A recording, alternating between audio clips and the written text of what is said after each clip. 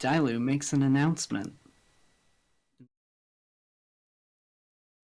And so this is, we're jumping ahead to, I guess in the recording playlist, this will be where it's supposed to be, but this is after Thane and Dilue's very special talk. After Thane leaves, Dilue doesn't emerge from the captain's cabin on the Forge Bunny for a few hours, sewing mindlessly. She finishes her alterations to one of the suits she took from the Shadowfell. She's doing a utilitarian job, not trying to tailor it perfectly, but hemming the sleeves and trousers so they don't inconvenience her later. She jots down the previous measurements as she goes, and does a cursory look for a tailor's signature. The spot where she would expect to find a tailor's signature bears only a few scattered black threads, as if it was removed on purpose. Nothing too shocking, if a bit low class for the quality of the garb. After that, she goes to find Madoka and asks if she would be willing to serve as the Forge Bunny's new captain. Madoka is pragmatic about the role and says she figured something like this was coming. She says she'll take the role and keep the people safe. Dilue thanks her sincerely and requests to give the crew a final address before she officially leaves her post. She awkwardly grants it. She didn't realize you meant immediately, but she's ready. The crew assembles. Dilue's manner isn't noticeably all that noticeably off from usual, but for those who know her well, there's something missing from it. She's not quite dead in the eyes, but she's on that wavelength. When she speaks to the crew, though, it's heartfelt. As you well know, tomorrow my companions and I will join the war effort here. I know many of you have seen more than enough of war and are looking for a safe place to land, maybe a new life in Rodin. As such, this will be my last address to you as captain. I've asked Madoka to take my place and see you all to a safe harbor. Before I go, there are a few things I'd like to say. Firstly, as a thank you for your service and the hardships you've endured, I'll be sending you off with a bonus of 1,000 gold to be divided equally among the crew. I hope it'll be enough to help you find your way after this voyage. This, she says very genuinely. Her concern for the crew is clear. And I hope this next proposal might help you even further along.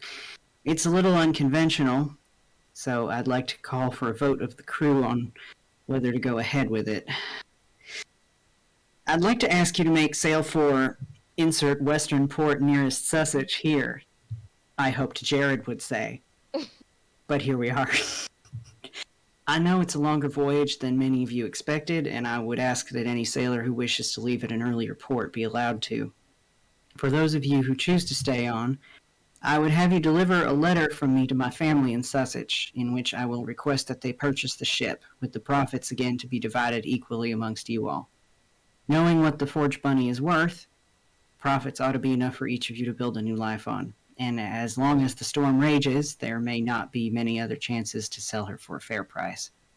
If you so choose, I expect you could pool together and buy another ship, one that's neither built for war nor tainted by it.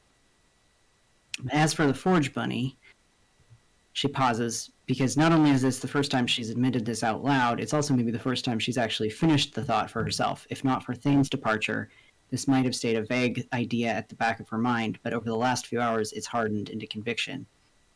And she speaks firmly. Once my task here is done, I intend to return to the fleet, to serve Admiral Marinto and her people. I'd like to make that voyage on the ship she granted us. But if my family declines the sail for any reason, the ship is yours, to do as you see fit. My family is well connected in Sussex and can help you find whatever work, lodgings, and opportunities you might need. Lastly, before you vote, I want to say, this is where she struggles a little, getting choked up. Regardless of what you choose, thank you from the bottom of my heart. Serving alongside you in this war and this last voyage has been one of the greatest honors of my life. I promise we will fight like hell to make sure you never see war again.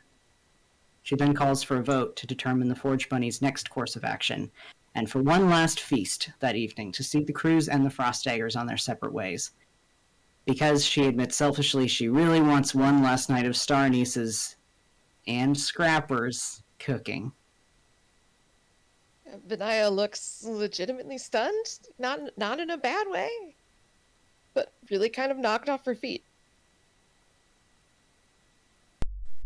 Vane would have started out seeming to be looking over the crew and any spectators, but as the speech progresses, he would have been drawn in, and by the end he can be seen engrossed and nodding his head as if proud and or satisfied. Oren is there as well. He has a slight smile as Dilue speaks. Not like a smirk or condescending or anything. Probably along the same lines as Vane, I guess, would be close, though he probably does roll his eyes once or twice at some of her prospects. The crew cheers. They will sail to Sussex and attempt to sell the ship to your family. Dilue gets extremely choked up at the cheering. After getting a handle on herself, she would pull Monica aside and give her, 1, a pouch of 1,000 gold coins, and 2 letters. The first letter is addressed to her moms, explaining at a fairly high level that her disappearance 3 years ago was due to smoke work, and that she couldn't come back to them for their own safety. Then she gets to the juicy stuff, asking them to buy the ship while strongly implying that her new ties to the fleet could present an enormous business opportunity for a Rodenian merchant, especially one sailing a legendary fleet ship. She promises she'll be back in Sussex after the war and gives her love and well wishes. This letter is sealed with one of her signet rings in the envelope. The second letter is a draft of a contract for the sale of the Forge Bunny, laying out in no uncertain terms that the crew is not to be financially responsible for repairs, incidental costs, or any other bullshit. Dilue knows her moms. There's one other offer specified, that if her mothers buy the ship, Dilue will agree to sail it for them as a merchant ship for 2 years, with the intent to reestablish trade with Mekuna. This is explicitly conditional on her being alive. As she hands things over to Madoka, she gets grimly serious. Now, listen. You're probably going to be dealing with Mama Hattie, and I'm going to warn you, she could steal your wallet and convince you to buy it back with interest. She's going to try to haggle you down, and you need to stick to your guns. And she gives Madoka a thorough, brutally honest rundown of her parents' bullshit, making her promise not to take less than a fair price for a lightly used warship. Madoka accepts the money, the letters, and especially the advice. They begin preparing the ship to depart, though they likely won't leave Ogrehead before you all do. We probably don't need another video for this next part. We can just kind of continue. Yeah, there's not much left. Okay, sure. Sounds great. Some conclusions.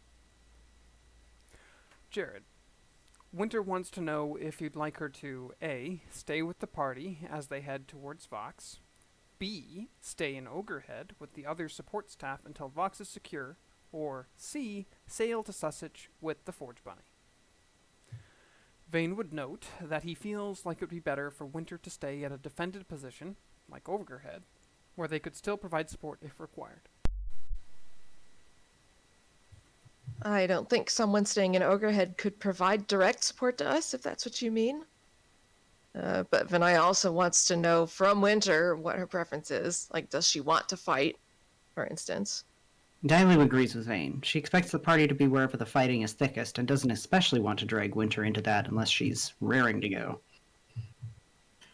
Oren would disagree with leaving her behind and says he thinks Winter is more than capable of defending herself and helping win the war, but would leave it up to her and won't fight the group if he stands alone on that front.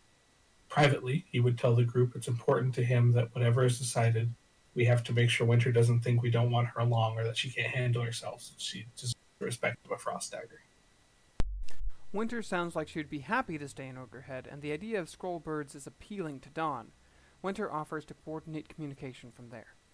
I realized that was an out-of-character thing I cut. We're talking about the scroll birds being used to facilitate communication between the front and overhead and, like, different positions of troops and stuff.